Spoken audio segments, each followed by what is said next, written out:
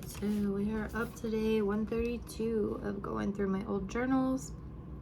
The quote for today says, "What lies behind us and what lies before us are tiny matters compared to what lies within us." It says, "What lies within you? Paint a picture with words of your most intimate inner self." So I wonder how you responded to this.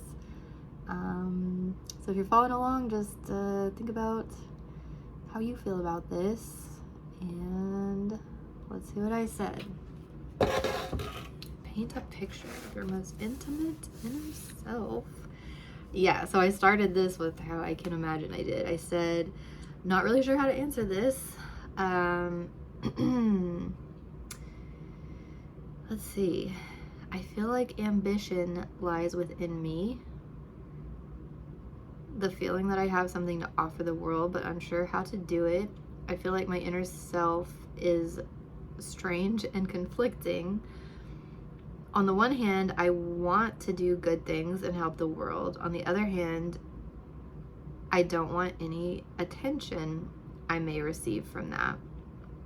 I want to help people and do good things in my community, but I don't actually want to interact with people. This is something that's been coming up.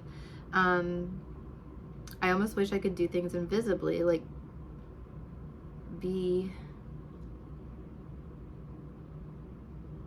What? I don't know where I was in this. I said, wish I could do things invisibly, like be an angel spirit or something that makes good things mysteriously happen. I don't know what an angel spirit is. Anyway, one thing that comes up a lot for me internally is the thought of being a teacher. I picture myself in like a middle school classroom teaching kids about things I wish I'd known at a younger age, but at the same time, I'm not sure I can manage a classroom very well. So I don't know.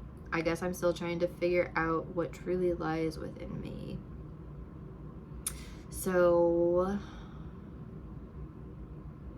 paint a picture, what lies within you? I don't know. This is a hard question. And the teacher thing, like I've mentioned it a couple times, I think, and it's just weird, like, and maybe I've mentioned this before, I forget what I talk about, but part of the reason that comes up is because I don't know if you've ever had one of those moments where you have an interaction with someone and it's like a stranger, but it just sticks in your mind. Like, I've heard people talk about like having core memories of things, and I don't know if this like relates to that, but it feels to me like what people talk about when it's a core memory. It's just like a random memory that comes back sometimes. And I don't know why I remember this specific situation, but I was working at Disney, and the job that I was working at was kind of like, I don't really know how to explain it. Like, this place isn't even there anymore. It was at Epcot, and it was this place called Innoventions, and at Innoventions, it was like different companies could pay to have like exhibits put up, but they would work with like the Disney Imagineers or whatever to kind of build out the exhibit in a way that it's kind of like they're sponsoring it and it kind of promotes their product or industry, but it's done in kind of like a Disney way. And so the one that I worked at, I may be going into too much detail, but it was an exhibit that was sponsored by the Society of the Plastics Industry, which now looking back, that probably was not a good group from what I understand. I think it's a lobbying group for the plastics industry. But a part of my role there was like this little game, like this big like game thing set up. It was like a whole like interactive game. And but while people were waiting, Disney's really good about this. Like, when people are waiting in a queue, they like to have activities for people to do to make it not feel like they're waiting so long.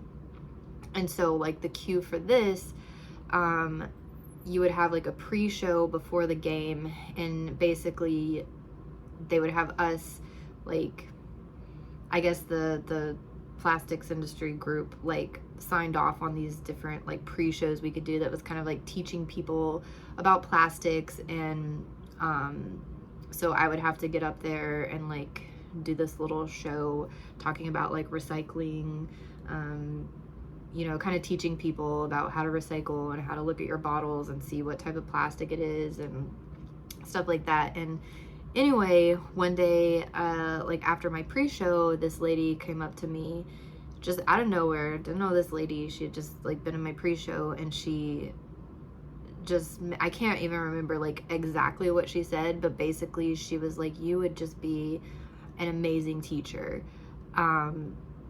And that just kind of stuck with me because I didn't feel like I was very good at it. Like I never feel like I'm very good at like getting to the point or getting my opinions, or not my opinions, but whatever. But I was going by the script.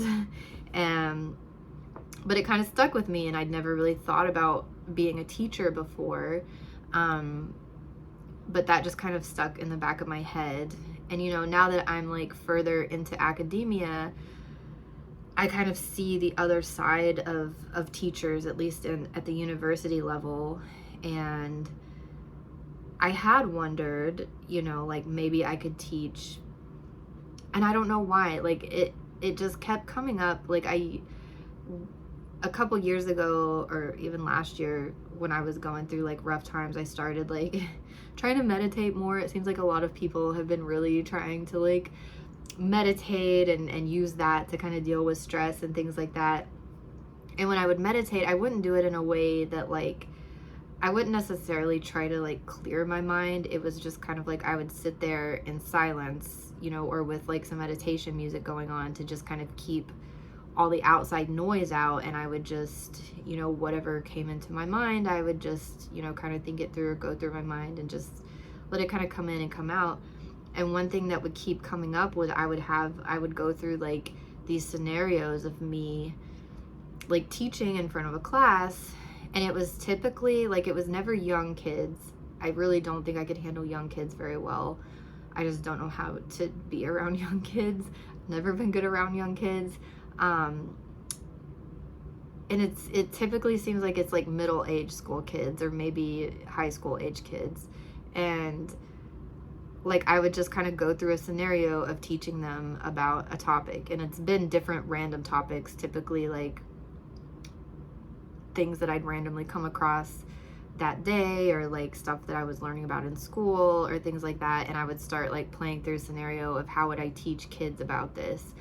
And I don't know why that keeps coming up, because I don't really think that I want to be a teacher, but that would like come up in my head. And especially after I was a substitute teacher for a little while, a short time, and I did not know how to manage the class. Also, it was a pretty terrible school district, and like there was no training. They just wanted to get someone in the room to babysit the kids, basically, and these were high school kids.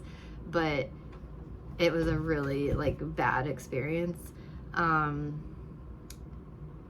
I was just like, there's no way I could do this, because I just can't. I don't know how to manage a classroom. And I always felt like, well, maybe it would be easier if I was like an actual teacher and not a substitute teacher. But yeah, I don't know why that was something that was consistently coming up when I was meditating more. And I haven't really meditated in a long time, but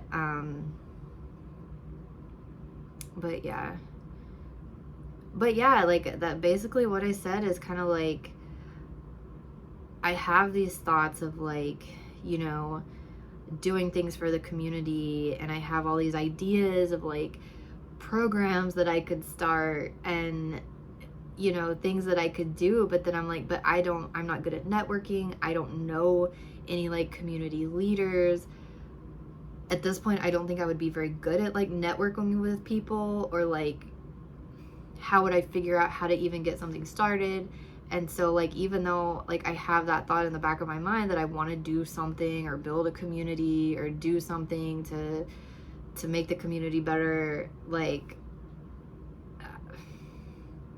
I just don't feel like I'm the person to do that. I almost wish that I could just connect with somebody that is very like one of those charismatic people that can like get things done and get people,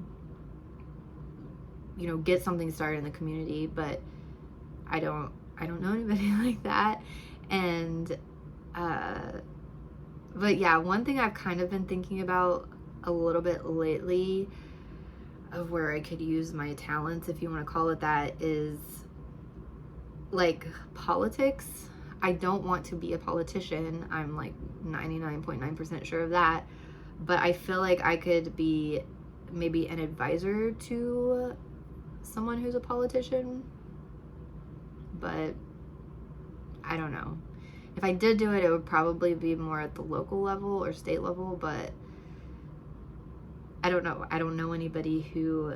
There's one lady in particular that came out in this last election. She didn't win, but I really liked her, and I felt like we had like the same kind of like values and the same views on certain things. And if she decided to run again, because she's young, and I hope that she keeps trying to run when I finish my PhD, that's something I've kind of thought about just like vaguely in the back of my head, is like, I wonder what it would be like to get like a job working with her campaign or being like an advisor or something like that. But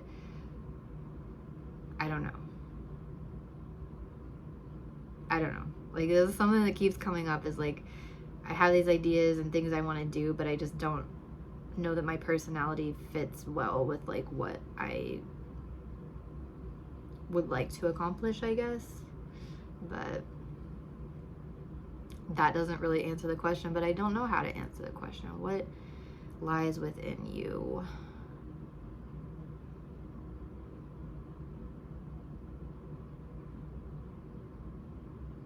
Like, I don't know. Do you have a better idea of what that question is even really? What lies behind us and what lies before us are tiny matters compared to what lies within us.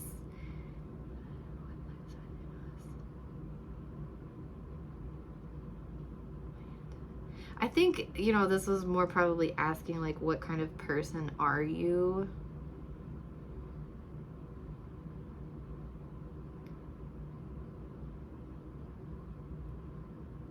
I don't know.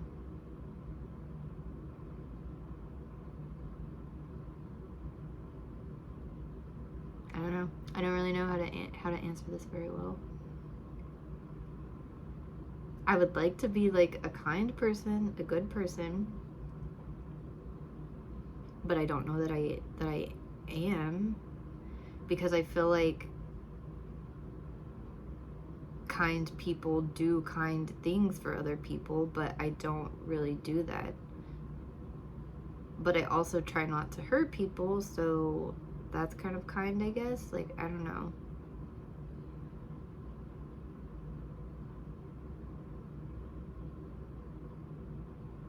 And I mentioned ambition. Ambition lies within me.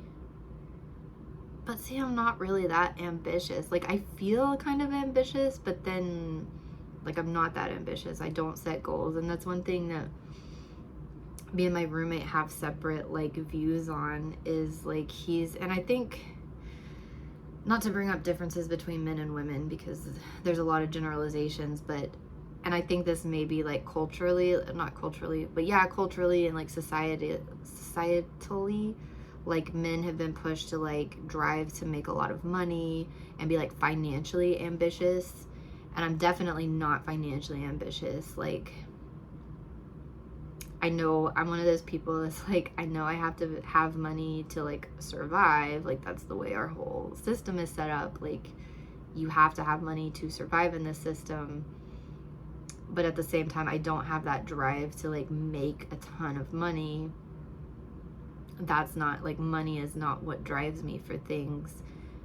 Whereas with him, like, I think he's still in that phase where he feels like he just needs to try to keep making more money. But that's also what we've told men, is like, you need to be a provider financially. Like, it's what's put on them, is like, you need to financially provide. And so yeah, it's kind of like, we had this discussion on plagiarism too, because, you know, he's really fit and he's got a social media page, and people are like stealing his content a lot and constantly stealing his content. Constantly, people are messaging him and being like, hey, you messaged me on this app or whatever. And he's like, I'm not on any of those apps. So that's not me. Or people, yeah, so there's people that are taking his photos and stuff and trying to pass it off as him on dating apps or on other, like, making secondary Instagram pages and things like that. And he's very, very upset about it, like, understandably. But at the same time, I'm just kind of like, I understand him getting upset because he says they're using my hard work. I spend all this time at the gym, and then people are just, taking this stuff that I'm creating. And he said, how would you feel if, you like put all this time and energy into writing this paper and somebody was, trying to pass it off as you. And like, I'm not one of, see, I don't know how I would feel. Like, my immediate reaction is like, I don't really care. Like, yeah, it's kind of crappy that somebody would do that, but I'm kind of one of those that like feels like knowledge is free, like knowledge should be free. And if someone was just like straight up plagiarizing me and they got something out of it that like I was maybe going for, competing for at the same time, and I don't know, but like, I hate in academia, I hate the fact that we're like pushed to get publications all the time, and that I hate the fact that like research is behind paywalls. I think that like research should be out there and it should be free. And and this is me not coming from, I could be totally wrong on this. This is me like not being artistic and not creating certain types of art and things like that, but I just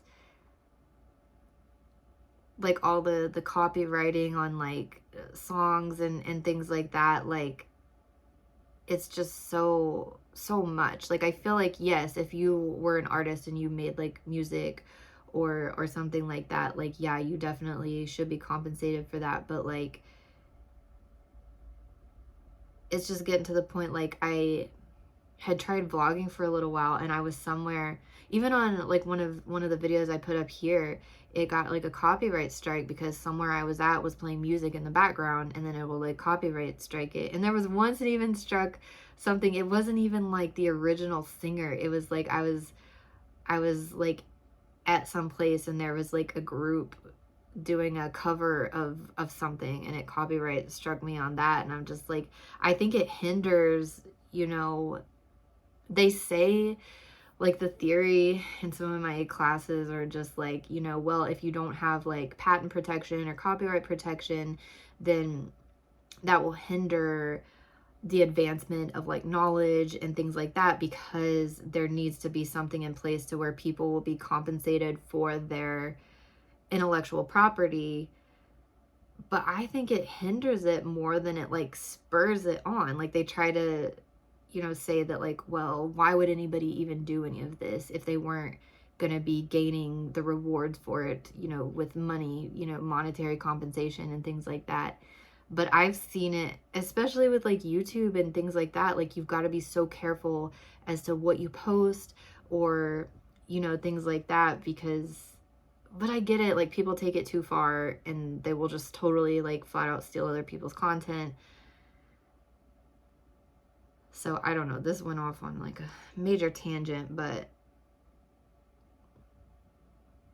yeah, I guess going back to the ambition, like, I'm ambitious, but it's not driven by money. And I feel like that makes me different from a lot of people, because I don't know. And it seems like the people that their ambition, if there's not, I hate the fact that we live in a world to where if you want to do something, it has to be, even if it's something good and everybody agrees that it's something good that needs to be done, if it's not going to generate money for somebody in some way, then people just write it off, as like, well, but it's not going to be economical to do that. And I'm just like, but it's something that needs to be done, so I don't know. And I guess that gets into like some of the part of my research goes into kind of like environmental economics. And it's just hard to like value things like the environment and clean air and clean water and things like that. But I don't know. I'm gonna get off since I went way off on it. Whoa, I've been talking for 20 minutes. Yeah, I'm gonna call it here. But yeah, I'll be back tomorrow for day 133.